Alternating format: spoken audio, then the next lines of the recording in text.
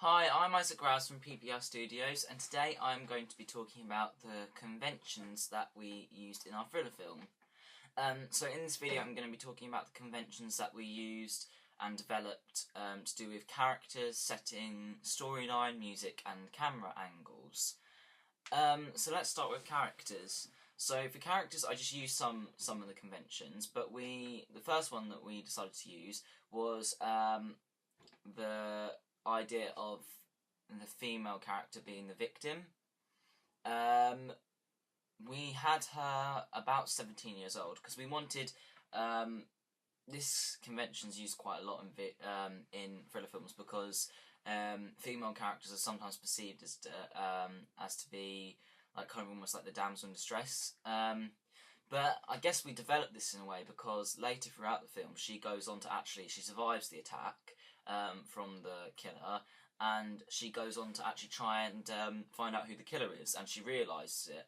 And towards the end of the opening you can see like she behaves differently to a lot of other victims, female victims. Like a lot of the time they're stereotyped to just scream and cry for help or something, but she actually, obviously she doesn't remain calm. She's still really scared when she finds out that this person that she's just met with was actually a killer, but she thinks quite methodically about this, which was quite different.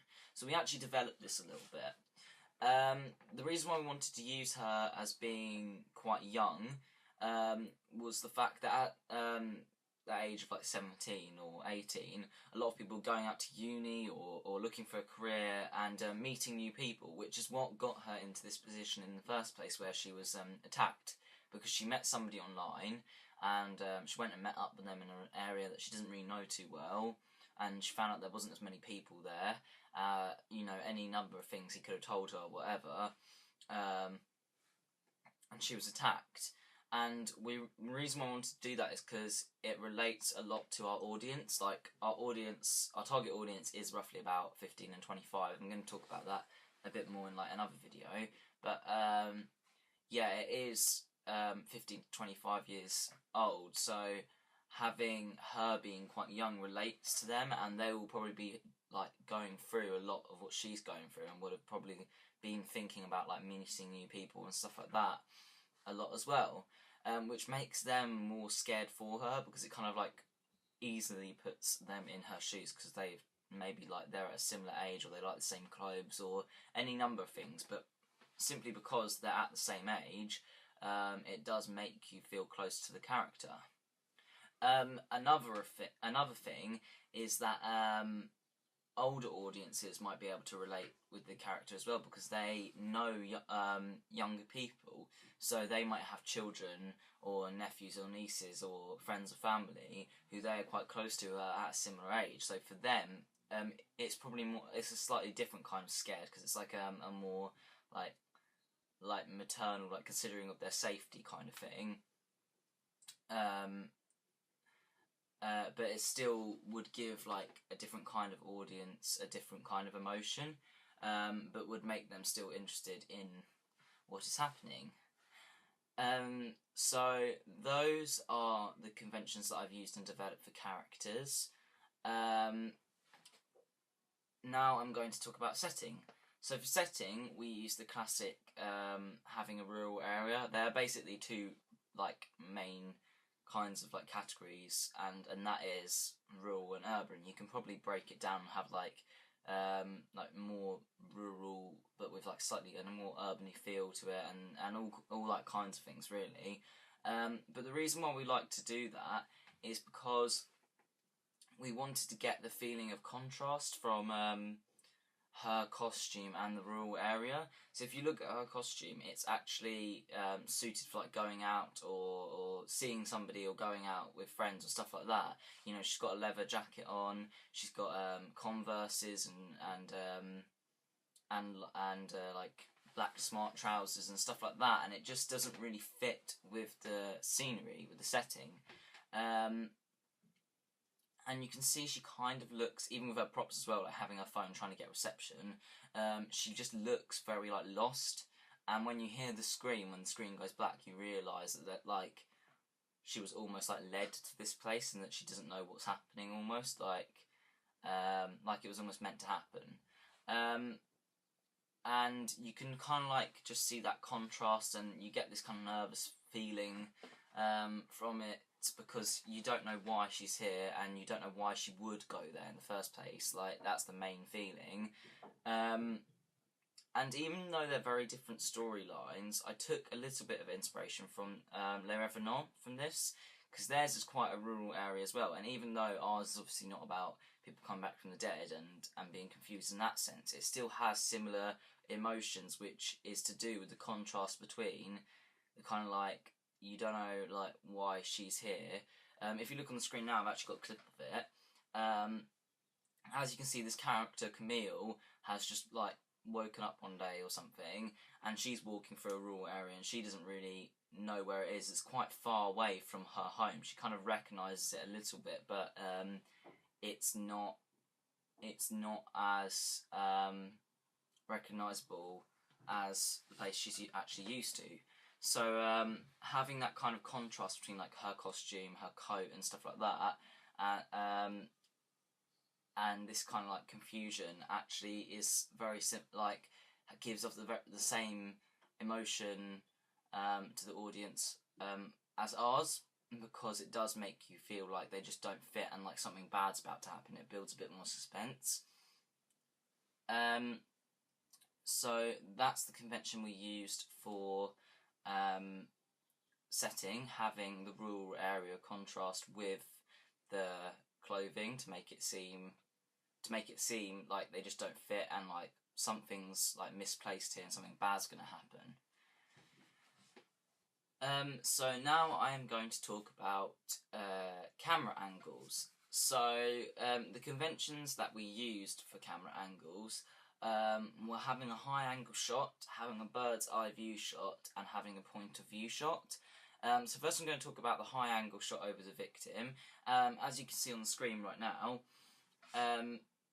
this makes her look very vulnerable, and especially with the pan, it makes it look like something's just happened, and it gives you the feel like she's been left there quite a while, because the pan kind of makes it feel like a little bit of time's gone by, especially with the dip to black before it.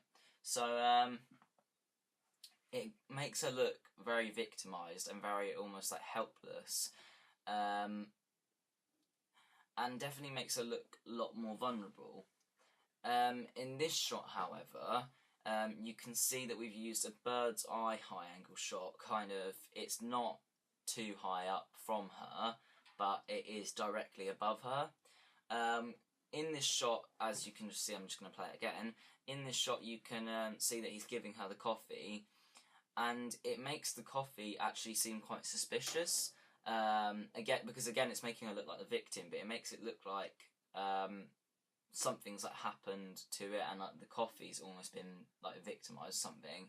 And what that gives off the feeling to the audience is that it makes the coffee look like almost it's been drugged, and like there's something wrong with it, which is quite a good emotion, because it kind of like, it's good for like the story of the opening, really, because at the end she like puts her hand to her head and she looks down the coffee, and it just links, and the audience may not, but hopefully the audience will get that there's been something put in the coffee, and that kind of like plants the seed and lets the story like develop through the opening. I kind of took a little bit of inspiration from Fargo from this shot. This shot is quite striking, because it really makes it look quite two-dimensional.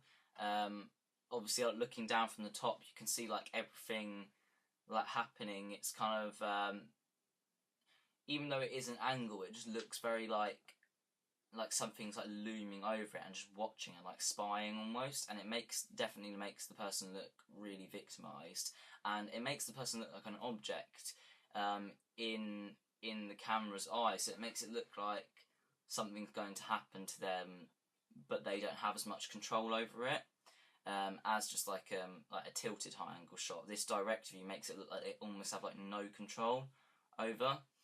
Same if you would use a worm's eye view, it would make them look like they have like all the power rather than they're more a dominant character. I took inspiration from Fargo because even though we didn't use it in the same way, we used it for like quite a minor thing, just handing over the coffee. We wanted to, and they use it for dragging a dead body. We wanted to do that because we really wanted to make the coffee like stand out and look like when they see it, they will, when the audience see that she's looking at the coffee at the end and she's putting her hand to her head and she's stumbling, they will start to realise that she has been drugged, especially when she gets her her flashback. So another one that we have used is a point of view shot, and we've basically used this around the time that she gets a flashback. So there's like a big white light and something like that, and then she gets her flashback and it's looking up. And the reason why this point of view shot's always good to use in a thriller film is because it's like seeing a new perspective, because obviously, well, they may have done, but in ours, in this case, we haven't seen from her perspective yet. So when she gets the flashback, it really highlights that this is a new memory almost, for her anyway. She's like realising what's happened, and particularly when we've had a high angle shot of her lying on the ground, and then you get a flashback from that point of view of her, of like a different shot, but from her lying on the ground, but from her point of view. It really makes the impression that this is a new memory for her, which links into the story because it is a new memory for her, and she started to realise who the attacker was. So we kind of developed that a little bit more, with a little bit more detail, but we really just use that convention. Yeah, so those are the conventions and the shots that we used, which kind of were our main shots to help the story progress a little bit more. So another convention we used for music is the way that music can match what the character's doing. So a lot of people said they wanted both. They wanted kind of just like it is non-diegetic music still, but it does, like, they wanted something that doesn't link with the character, maybe just something that music that builds suspense and builds atmosphere, and music that links with what the character has. But in a lot of thrillers, they do use music that matches the character's moving. Fargo uses quite a lot, Les Revenants uses it quite a lot, but we used it, as you can see on the screen. The camera's panning right now as the music's coming in, so even that's not what the character's doing, it's what has happened to the character. So it still links with what with the character at the moment. As she's walking along, you will see that the music changes. The next phrase enters as her foot steps into the puddle. Same with as the music stops at this point, her hand comes in and grips the rail of the stairs, which makes her feel like her delirious state, makes us feel like her delirious state is really in control of the situation at the moment. So it's quite like, it kind of does like cut into the scene quite like suddenly and makes us feel like something bad's going to happen, or like it builds up a little bit of tension because you just get the feeling that this kind of state that she's in, and that she's been drugged or something, especially with the flashing light in the background as the music stops, makes her look a lot less in control. One of the storylines that we developed, we looked at a convention of a storyline of the killer being a friend. So usually when the killer's being a friend, particularly in TV dramas, TV thrillers, and sometimes thriller films as well, is that the killer is actually a friend, or the person who's done, or the criminal, they're all like somebody who's actually connected to the victim, or the victim's friend, or the person finding out about the victim. But they're usually done in more like a mystery. So what usually happens is that it's a big shock that you find out who this person, who the person was who killed the person, or whatever. But we did it in a way that you know that the killer is a friend of hers, because the killer is actually there. So this is like kind of like we did this in a way where we use camera angles actually, so that you don't see his face and then you only hear his voice. So the only thing you know about him is that he's a male. He's got quite a big coat on and he's got the hood up, so you get the feeling that you don't really know. You roughly know how tall he is relevant to her, but it could be that she's at college and there's like loads and loads of people around her, and the killer would be